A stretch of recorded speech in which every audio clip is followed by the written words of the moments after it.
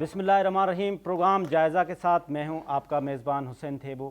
آج ہم جائزہ لیں گے کہ کیا واقعی -1 فارمولہ زیر غور ہے۔ آج ہم جائزہ لیں گے کہ اس وقت پاکستان میں جو سیلاب کے متاثرین ہیں ان کے ساتھ حکومتی نمائندے کس طرح سے ٹریٹ کر رہے ہیں۔ آج ہم جائزہ لیں گے کیا 22 سپتمبر کو جو فیصلہ متوقع ہے اس کے تحت عمران خان صاحب جیل چلے جائیں گے۔ آج ہم جائزہ لیں گے کہ کیا اس فیصلے کے بعد عوام کا متوقع ری ایکشن کیا ہوگا۔ آج ہم جائزہ لیں گے۔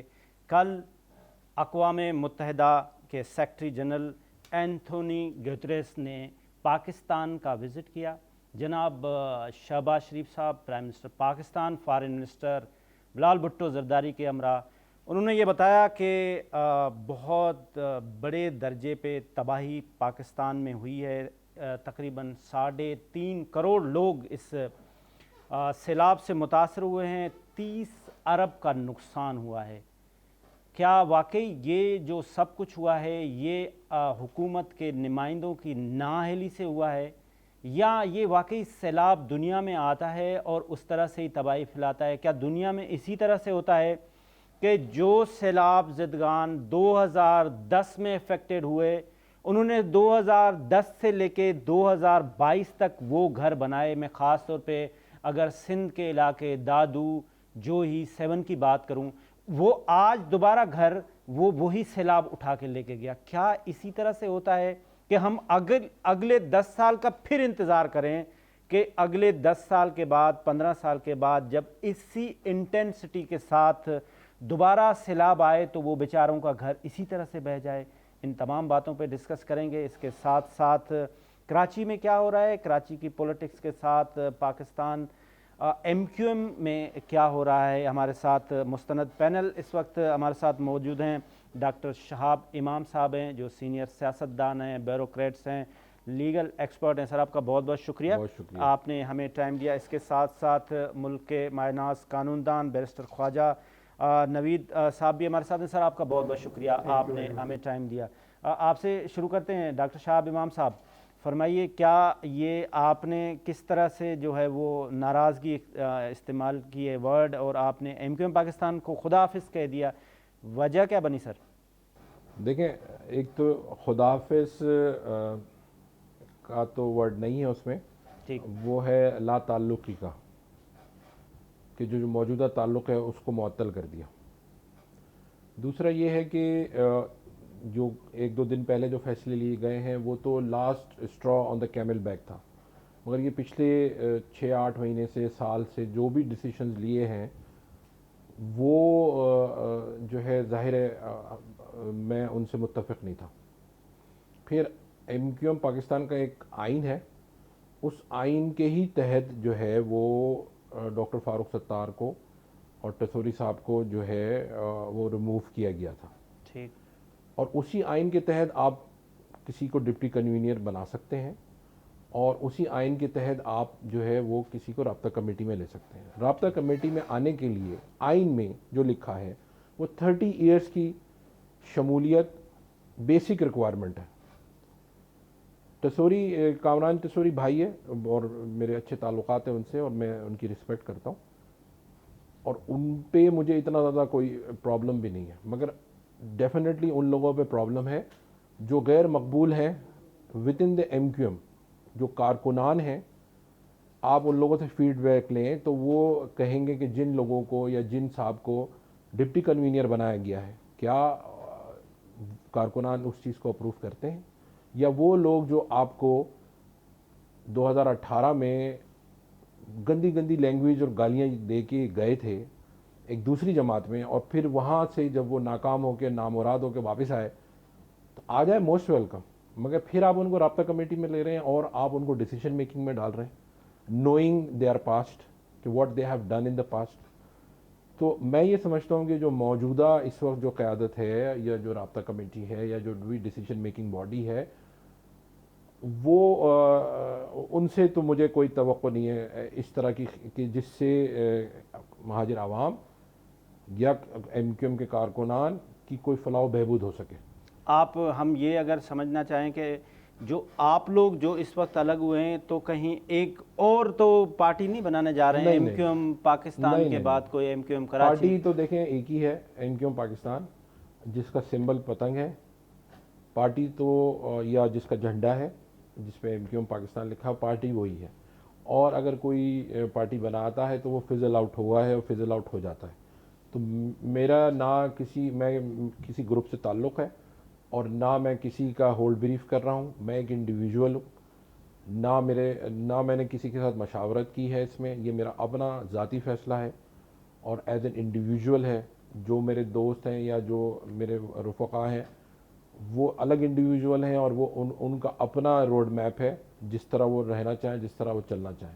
یہ میں نے ایز این انڈیویجول اگر جو آپ کے اس تھیوری سے، اس منشور سے متفق ہیں، اگر وہ کسی عہدوں پہ بھی ہیں، جیسے میں سینیٹر ڈاکٹر فاروق نسیم صاحب کی اگر مثال لے لوں، تو وہ اس وقت کہاں کھڑے ہیں؟ وہ وہیں پہ کھڑے ہیں جہاں وہ پہلے تھے میرے اس فیصلے سے۔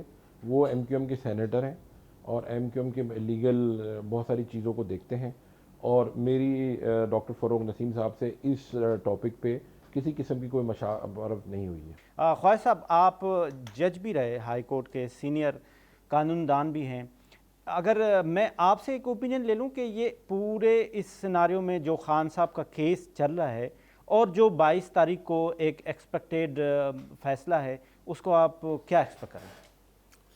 بس سر بات یہ ہے کہ اس کو کافی سینئر وکلاء جو ہیں ہینڈل کر رہے ہیں۔ احمد خان صاحب ہم وکلاء میں کافی سینئر آدمی ہیں اور بڑا نام ہے، اور وہ ہی عمران خان کو ریپرزینٹ کر رہے ہیں، اور جو بیانات کا شو کاز نوٹسز کے جواب ہیں موسٹ پروبیبلی انہوں نے ہی ڈرافٹ کیے ہیں۔ اب جو بیانات، پہلا بیان تھا انہوں نے جواب بنایا تھا، کورٹ اس سے مطمئن نہیں ہوا، کورٹ نے اس کو دوبارہ ان کو موقع دیا، ہماری زبان میں کہتے ہیں کہ جی ریمانڈ بیک کیا کہ پھر سے آ جاؤ، تو ایک نیا موقع مل گیا، جیسے کوپلنٹی کارنر سے گول کرنے کا موقع مل جاتا ہے۔ تو یہ ایک بڑا گولڈن موقع تھا کہ عدالت نے ایک دفعہ پورا آپ کو سن کے پھر آپ کو چانس دیا کہ آپ پھر سے آ جائیں، اور پھر جب جو چانس دیا جاتا ہے تو اس میں جو پڑھنے والے ہیں پوائنٹس بھی پک کر لیتے ہیں، کورٹ کا موڈ بھی دیکھ لیتے ہیں، اور وہ سمجھ جاتے ہیں کہ کورٹ ہم سے چاہتا کیا ہے۔ ٹھیک۔ اب جو جواب بنانا تھا دوسرا، میں سمجھتا ہوں کہ باہر پھر ماہرین نے بنایا ہے، تو اس جواب کو بہت عمدہ اور بہت کلیئر ہونا چاہیے تھا۔ یہ بات اپنی جگہ ہے کہ شاید خان صاحب اس بات کے اوپر، یا ان کے لائرز جو ہیں اس بات پہ ڈٹے ہوئے ہیں کہ شاید خان صاحب کے معافی مانگنے سے غیر مشروط کوئی ان کے سیاسی کیریئر پہ اثر پڑ جائے گا۔ یہ اگر کسی کا خیال ہے یا خان صاحب کا اپنا بھی خیال ہے تو وہ غلط خیال ہے، کیونکہ اب خان صاحب کا اسٹیچر اتنا بڑا ہو گیا ہے کہ اتنی چھوٹی چھوٹی باتوں سے ان کے سیاسی اسٹیچر کے اوپر خواجہ صاحب، یہ کیا آپ اسٹریچر کی مسئلہ ہے یا یہ قانون کا مسئلہ ہے؟ اگر وہ معافی مانگتے ہیں تو it's self admission of crime کہ ہاں انہوں نے یہ غلطی کی تھی جس کی وجہ سے وہ معافی مانگ رہے ہیں، تو وہ کہیں 62 اور 63 میں گناہگار تو نہیں ہو جائیں گے؟ نہیں، ایسی کوئی بات نہیں ہے۔ جب آپ اپنے آپ کو you through at the mercy of the court, تو یہ جو ٹریڈیشنز ہماری ہیں بہت ریئر ہے کہ کبھی کسی کی معافی کو کورٹ نے ریجیکٹ کیا ہو، ادروائز نارملی ریجیکٹ کی بات نہیں ہو رہی سر، میرا سوال یہ ہے کہ اگر وہ معافی مانگتے ہیں تو کورٹ اس کو یہ تو نہیں کنسیڈر کرے گی کہ ہاں یہ آپ نے غلطی کی تھی جس کی آپ معافی مانگ رہے ہیں، اب آپ 62 میں چلے گئے؟ نہیں سر، کورٹ کا دل بہت بڑا ہوتا ہے، وہ اس طرح کی چھوٹی چھوٹی باتوں میں نہیں آتا کہ جی آپ معافی مانگ رہے ہیں لہذا آپ نے غلطی کی تھی۔ جیسا دیکھیں، دل کی بات نہیں ہو رہی ہے، گردے کی بات ہو میں رہی سمجھ ہے گیا کہ قانون کیا کہتا ہے۔ دیکھیے قانون یہ ہے کہ جب آپ غیر مشروط معافی مانگتے ہیں تو پھر اس پہ کوئی آرگومنٹ نہیں ہوتا، مطلب یہ نہیں کہتے کہ نہیں جی نہیں یہ میں نے نہیں کیا، اور وہ آپ والی بات انڈائریکٹلی آپ یہ کہہ سکتے ہیں اس کا انٹرپریٹیشن کہ it is admission of guilt and then after you are throwing yourself on the mercy of the court. سر تو اب وہ بہرحال خان صاحب نے جو سٹینڈ لیا ہے، اور ان کے جو لائرز ہیں وہ کافی سینئر لائرز ہیں، کافی سوچ کر انہوں نے یہ ڈیسائیڈ کیا ہوگا کہ شاید وہ معافی نہ مانگیں، ہو سکتا ہے ان کے ذہن میں بھی آپ والی بات ہو جو آپ نے بھی کہا ہے۔ قانون ادھر کیا کہہ رہا ہے؟ خاموش ہے؟ نہیں، قانون نارملی جو ہے جو لوگ آ کے وہ کرتے ہیں اپنا انکنڈیشنل معافی مانگ لیتے ہیں، اور عدالت سمجھتی ہے کہ بھئی انہوں نے صدقے دل سے معافی مانگی ہے، تو وہ ان کو معاف کر دیتے ہیں نارملی 90% کیس. اچھا کوئی ایک آدھ آدمی جس نے کو بہت ہی زیادہ بدتمیزی کی ہو یا ایکسیڈ کیا ہو تو اس کو تو ہو سکتا ہے نہ بخشیں, لیکن نارملی جو ہے وہ معاف کر دیتے ہیں. بہت بہت شکریہ. ایک چھوٹا سا کمرشل بریک لیتے ہیں اور بریک کے بعد واپس آتے ہیں.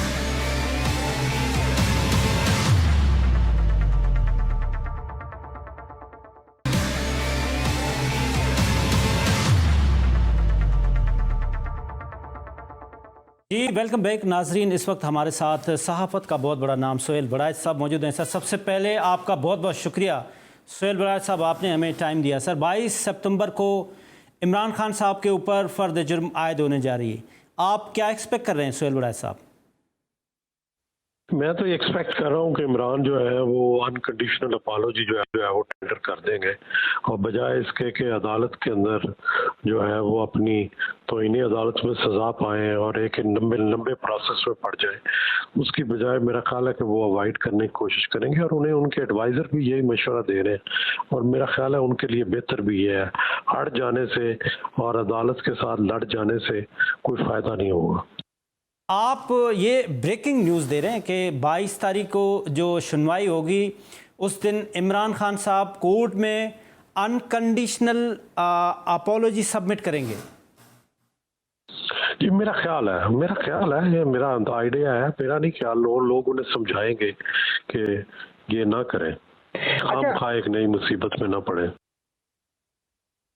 لوگوں کا پرسپشن یہ بھی ہے, جو لیگل ایکسپرٹس ہیں ان کا کہنا ہے کہ اگر عمران خان صاحب معافی مانگتے ہیں تو وہ ایڈمیشن آف کرائم کر رہے ہیں انڈائریکٹلی, اور وہ پھر 62 اور 63 میں آگے چل کے پھنس جائیں گے. میرا نہیں خیال. عدالت جس طرح سے بار بار یہ کہہ رہی ہے کہ اگر آپ انکنڈیشنل اپالوجی کر دیں, میرا خیال ہے انہیں پھنسانے کے لیے نہیں بلکہ انہیں ریسکیو کرنے کے لیے عدالت یہ کہہ رہی ہے. اگر پھنسانے کے لیے ہوتا تو ہم نے دیکھا ہے کہ اس سے پہلے جو فیصلے ہوئے ہیں, نہال ہاشمی کا, طلال چودھری کا, وہ فیصلے جو تھے وہ بھی میرا خیال ہے زیادتی تھی, سراسر غصے میں آ کر کیے گئے تھے, اور عدالت نے غصے میں آ کے لوگوں کے خلاف یہ فیصلے کیے تھے جو غلط تھے. اور عدالت کو غصہ نہیں آنا چاہیے, عدالت کو اپنے مزاج پر قابو رکھنا چاہیے اور لوگوں کے ساتھ انصاف کرنا چاہیے. غصے میں انصاف نہیں ہو سکتا. تو میرا خیال ہے کہ عدالت نے بڑا ریسٹرینٹ رکھا ہوا ہے اسلام آباد ہائی کورٹ نے, ان کو سراہنا چاہیے, اور میرا خیال ہے کہ وہ اسی ریسٹرینٹ کو جاری رکھیں گے. جس طرح سر ان کے وکیل حامد خان نے کہا, جواب جمع کرایا کہ عمران خان کے الفاظ کا چناؤ غلط تھا اور ان کی بیان کو منفی لیا گیا, تو یہ آپ کے نظر میں عدالت کے لیے کافی نہیں تھا؟ میرا خیال ہے کہ یہ چونکہ عدالت یہ کہہ رہی ہے کہ نہیں یہ کافی نہیں ہے, تو میں بھی سمجھتا ہوں کہ یہ کافی نہیں ہے یہ اتنا کہنا. میرا خیال ہے کہ جو بالکل انکنڈیشنل اپالوجی کریں. جب اپالوجی کر رہے ہیں, جب اس سے ودڈرا کر ہی رہے ہیں تو مکمل کر لیں ودڈرا. ہاف ہارٹیڈ ودڈرال سے کیا فائدہ جب کورٹ کی تسلی بھی نہ ہو. اس وقت عمران خان صاحب یہ سمجھ رہے ہیں کہ پاکستان کے ہسٹری کے وہ سب سے بڑے لیڈر ہیں, شاید وہ بھٹو سے بھی بڑے لیڈر ہیں, اور میرے خلاف کوئی کورٹ یا کوئی ادارہ ایسا کوئی فیصلہ نہیں دے سکتا.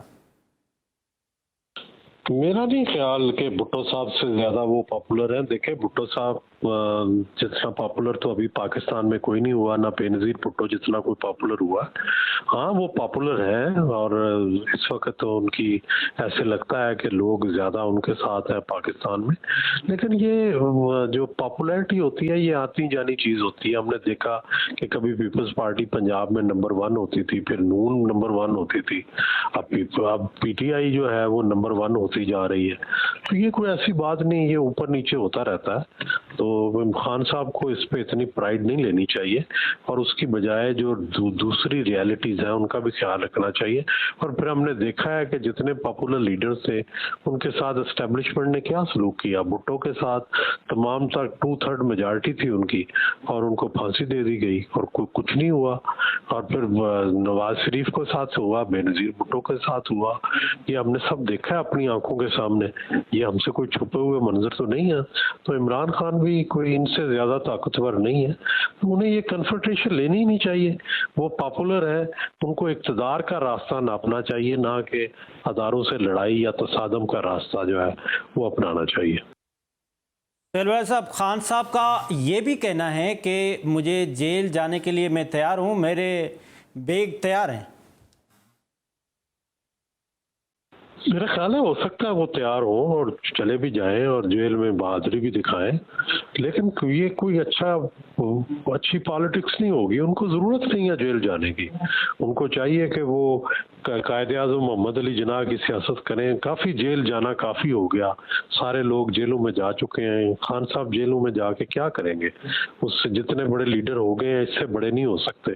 تو میرا خیال ہے کہ انہیں چاہیے کہ مفاہمت کی سیاست اب کریں. یہ اوورال سرکمٹنسز کے بعد آپ کا وسیع تجربہ ہے، پاکستانی پولیٹیشنز کو دیکھا ہے آپ نے، پاکستانی سیاست کو دیکھا ہے. خان صاحب کا فیوچر کیا دیکھ رہے ہیں سر؟ نیئر فیوچر میں تو مشکلات میں دیکھ رہا ہوں. اتنی مقبولیت کو سنبھالنا بڑا مشکل ہوتا ہے، اور یہ ان مشکلات سے وہ گزریں گے اگر تو وہ سنبھال گئے. اگر انہوں نے اپنی یہ جو مقبولیت ہے اس کو سنبھالے رکھا، پھر تو وہ اقتدار کے سنگھاسن پر جو ہے برجمان ہو جائیں گے. لیکن اگر اس مقبولیت کی نظر ہو گئے، اس کے طوفان کی لہروں کے نظر ہو گئے، تو پھر ظاہر ہے نہ مقبولیت رہے گی اور نہ پھر اقتدار ملے گا. اس وقت خان صاحب جو مرضی آتا ہے وہ اداروں کے خلاف بھی بول لیتے ہیں، تو آپ کے نظر میں اس وقت خان صاحب کے بارے میں ادارے کیا دیکھ رہے ہیں؟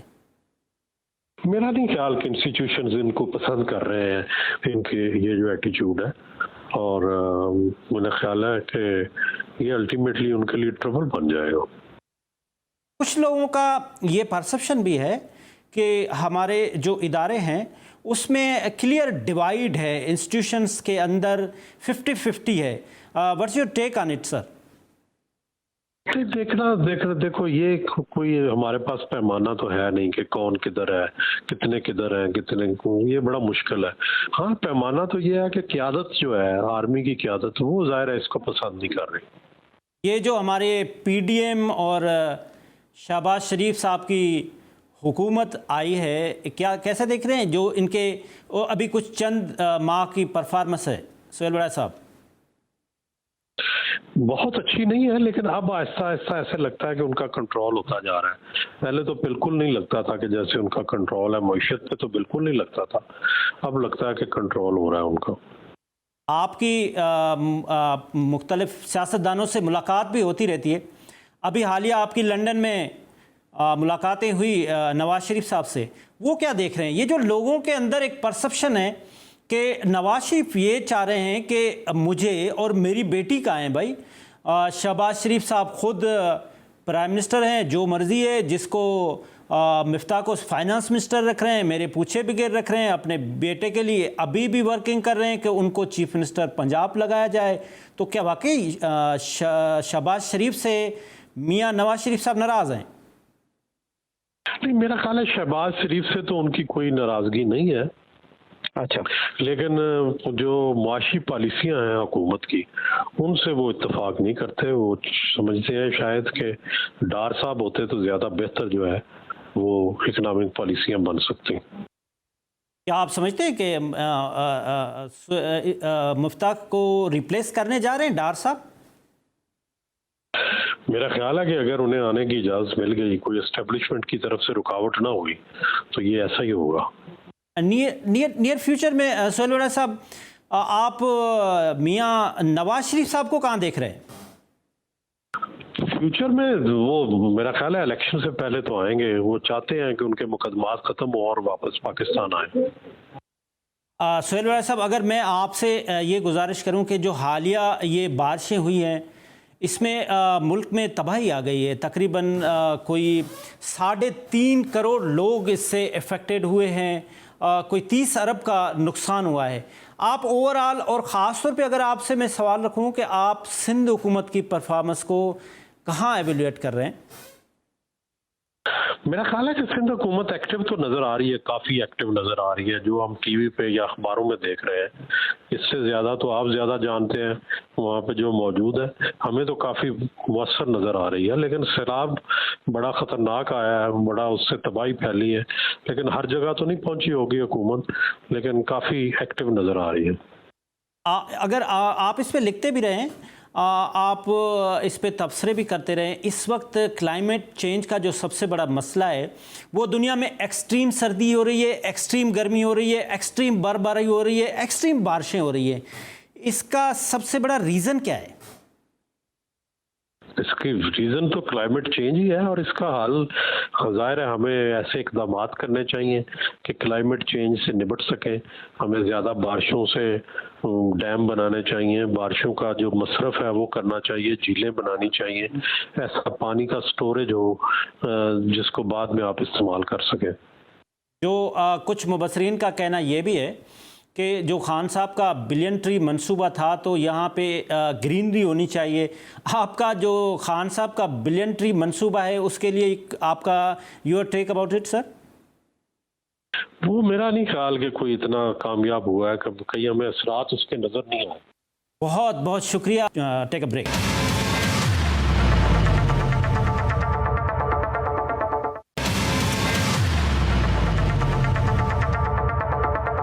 جی ویلکم بیک ناظرین، اس وقت ہمارے ساتھ قانون کی ماہر لیڈنگ قانون دان جسٹس ناصرہ جاوید اقبال صاحبہ ہمارے ساتھ موجود ہیں۔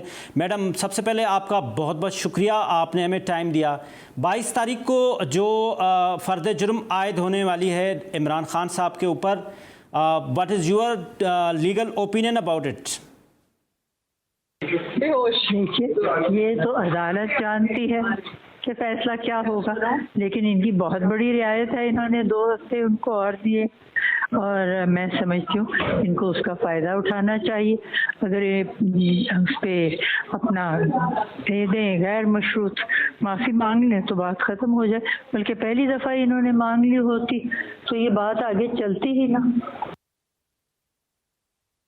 میڈم یہ فرمائیے کہ کیا یہاں پہ یہ آپشن بھی موجود ہے کہ 22 تاریخ جس دن آئے تو عمران خان صاحب معافی نامہ پیش کر دیں؟ کرانے کو تو جمع کرا سکتے ہیں، لیکن تاریخ کے اوپر ہی لگے گا نا، تو تاریخ پہ لگے گا تو معافی نامہ جو ہے یہ خود وہاں پیش ہوں اور معافی مانگ لے۔ اصل میں تو جس نے معافی مانگنی ہے نا اس کو بے نفس نفیس ہونا عدالت کے روبرو چاہیے، تو عدالت کے داخل بھی کر دیں اور روبرو پیش بھی ہو جائے تو یہ بات ختم ہو جائے، اور یہ تو بات مہینہ پہلے ہی ختم ہو جاتی اگر جب پہلے ان کو موقع تھا تو یہ کر لیتے۔ لیکن دیکھیے پہلی دفعہ یہ گئے ہیں تو عدالت نے ان کا جواب مانگا ہے، وہ جواب غیر تسلی بخش تھا، پھر انہوں نے ان کو دوبارہ مہلت دی یا رعایت دی کہ آپ دوبارہ جواب دیجیے۔ انہوں نے دوبارہ جواب دیا، اس میں انہوں نے یہ لکھا ہوا تھا یا ان کے وکیل نے کہ بہت افسوس ہے۔ اب افسوس کا مطلب ہے صدمہ، اور معافی کا مطلب ہے معذرت۔ تو اگر آپ لغات کھولیں تو معذرت میں اور افسوس میں تو فرق ہے نا، تو خالی افسوس لکھ دینے سے بات بنتی نہیں، تو عدالت کی اپنی روایات ہیں ساری۔ میڈم، کچھ ماہرین کا یہ مبصرین کا یہ بھی کہنا ہے کہ اگر وہ معافی نامہ جمع کراتے ہیں تو پھر آرٹیکل 62 اور 63 میں کل ان کے لیے مسئلہ ہوگا، کیونکہ انڈائریکٹلی یہ ایڈمیشن آف کرائم ہے۔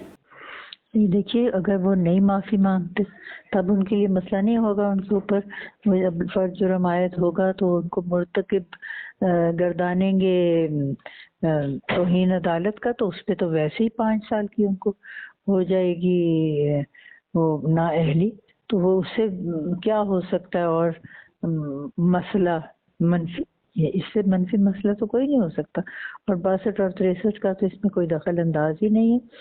یہ اگر فرض کیجئے کہ دل میں سمجھیں کہ مجھ سے کچھ بھی نہیں ہوا اور میں نے کوئی ایسا اقدام نہیں کیے جس سے مجھ پہ فرض جرم عائد ہو، لیکن یہ بڑی فراخ دلی سے عدالت سے معافی مانگ لیتے ہیں، کیونکہ یہ بھی تو جانتے ہیں نا، خود بھی اور عدالت بھی جانتی ہے ان کے پشت پہ کروڑوں لوگ ہیں، تو اس وقت بھی دو قسم کی رائے ہے.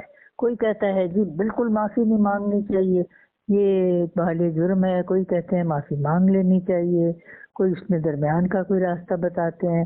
کوئی کہتے ہیں جی یہ عدالت نے تاریخیں لگا کے تو یہ التوا نہیں دی، اس میں کوئی اور بات شامل ہے، سازش ہے. تو یہ ساری جو ہے نا مفروضے یہ اس لیے جاری و ساری ہیں کہ ایک دفعہ جو بات کرنی ہے دو الفاظ وہ کہنے سے انسان گریز کرے. تو یہ کہنے سے کوئی انسان چھوٹا تو نہیں نہ ہوتا، بڑے پن کا اظہار ہوتا ہے. میں تو سمجھتی ہوں پہلے دن میں انہوں نے اظہار کر لیا ہوتا تو یہ بات کب کی ختم ہو گئی ہوتی، نہ ہمارے عوام منتشر ہوتی، نہ یہ سارا مسئلہ جو ہے یہ اتنا طول پکڑتا. ابھی کوئی ان کے جو مشیر ہیں وہ کہتے ہیں جی ہم اس کی اختیار سماعت عدالت کی چیلنج کریں گے، ان کے پاس اس کا اختیار سماعت ہی نہیں ہے. پھر کوئی کہتے ہیں کہ جی اگر پر جرم لگا بھی دیتے ہیں تو ہم اس پہ انٹرا کورٹ اپیل کریں گے. کوئی کہتے ہیں انٹرا کورٹ اپیل فیل ہو جاتی ہے، ہم سپریم کورٹ میں جائیں گے. اب یہ پتہ نہیں کیا کیا مشورے کس نیت سے دے رہے ہیں. بہت سے لوگ وہ بھی تو ہیں جو ہر پارٹی میں شامل ہوتے ہیں اور وہ اسی میں ایک اپنا ان کو مزہ آتا ہے کہ لوگوں کو غلط مشورے دیں. تو کرنا تو ان کو وہی چاہیے نا جو ان کے اپنے دل کو لگے، اور دل کو وہی بات لگتی اس میں ان کی فراخ دلی کا اظہار ہوتا ہے اور ان کی اخلاقیات کا اظہار ہوتا ہے. اس بات کا اظہار ہوتا ہے کہ وہ سب لوگوں کے احساسات ساتھ لے کے چلتے ہیں اور عدالت کا احترام جو لازم ہے، کیونکہ عدالت کی تو ہمیں اس وقت یاد رکھی کرتی ہے لوگوں کے ساتھ کوئی بھی ناانصافی، اور عدالت کا احترام ہر شہری پہ لازم ہے. صحیح فرما رہی ہیں جسٹس صاحبہ. کچھ لوگوں کا، مبصرین کا کہنا یہ بھی ہے کہ یہ ہائی کورٹ کا ڈومین ہی نہیں ہے کہ high court suo motu notice لے سکے. Do you agree? جن جو ہے ہائی کورٹ کا پاس اختیار ہے، لیکن میں کہتی ہوں سماج میں بھی تو لوگ ان کو کہتے ہیں کہ جی آپ چیلنج کریں. میں سپریم کورٹ تک نہیں نہ گئی، میں تو ہائی کورٹ کی جائے. تو اگر میں خود نہیں تو میرے چیف جسٹس تو سو موٹو نوٹس لے سکتے ہیں. تو ان کے یہاں جو نوٹس لیا تھا اور اس وقت کے ایکٹنگ چیف جسٹس نے لیا تھا نا، جب اطہر من اللہ صاحب شاید اپیل پہ تھے یا چھٹی پہ کہیں گئے ہوئے تھے، اور پھر جب آئے ہیں اطہر من اللہ صاحب پہلے ہی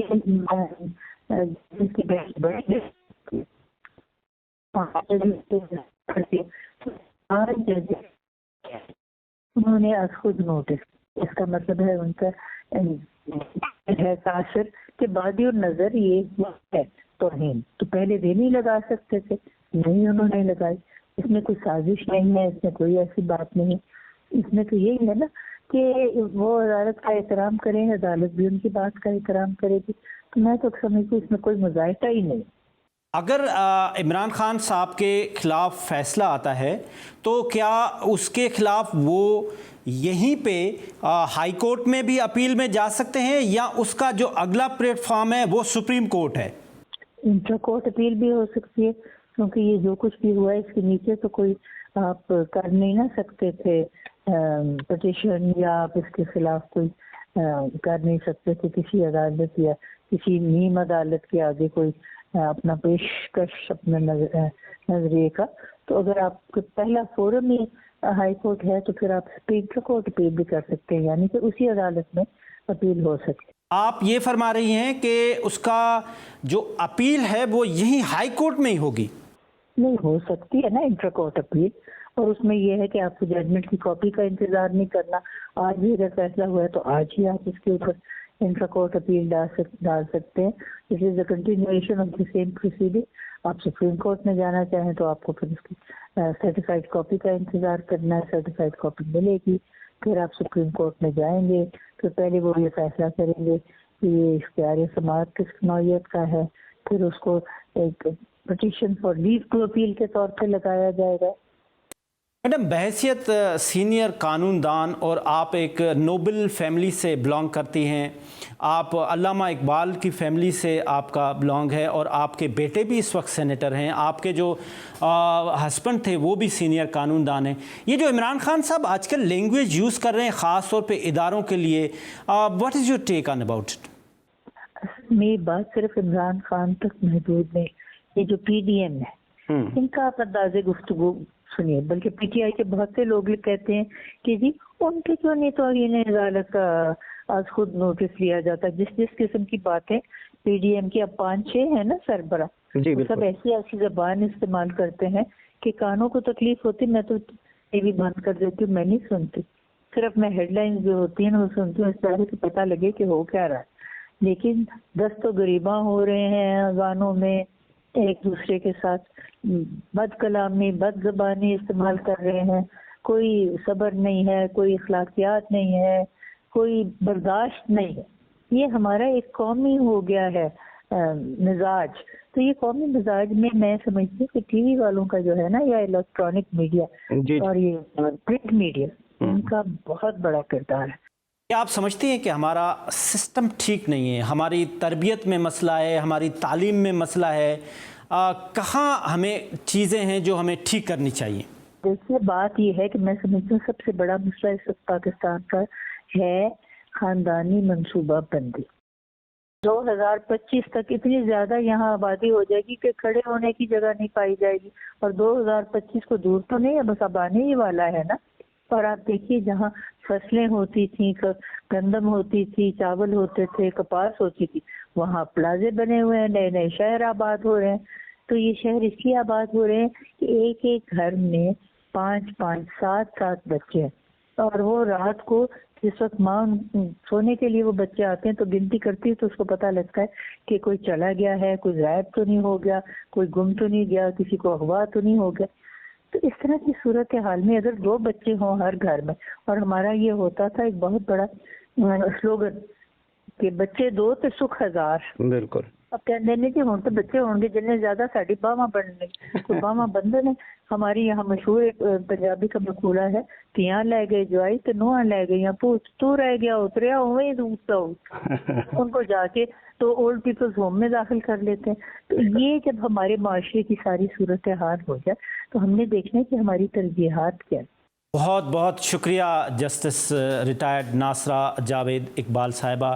آج کا آپ نے پروگرام دیکھا, ہم نے مختلف سبجیکٹس پہ بات کی, خاص طور پہ جو آخر میں جسٹس صاحبہ نے بات کی کہ ہم کلیکٹیولی ہمیں سوچنا پڑے گا کہ ہمارے ملک کی جو خامیاں ہیں وہ کیا ہے. وہ جسٹس صاحبہ نے اس میں آپ کو تفصیلاً بتا دیا ہے. اور اس کے ساتھ ساتھ آج کا پروگرام ختم ہوا. جہاں بھی رہیں خوش رہیں, اپنے آپ کا خیال رکھیں. خدا حافظ. پاکستان زندہ باد.